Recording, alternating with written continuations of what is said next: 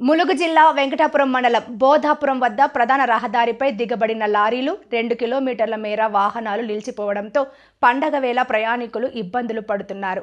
ఆర్&బి అధికారులు కాంట్రాక్టర్ నిర్లక్ష్యంతో వెంకటాపురం నుండి యకన్నగూడెం వరకు ప్రధాన రహదారి వెంట రాకపోకలు నిలిచిపోతున్నాయి.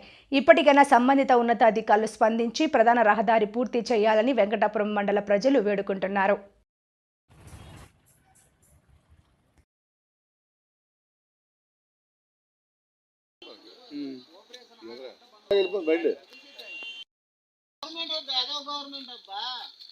గవర్నమెంట్ అని కాదు, ఆ గవర్నమెంట్ అదే ఉంది బాబాయ్. పాసింగ్ పెట్టినప్పుడు పాసింగ్ గవర్నమెంట్ లేదు బాబాయ్. అది చెప్పాలి.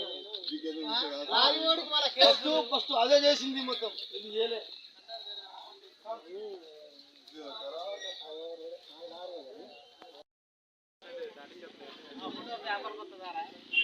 వస్తా చూడు.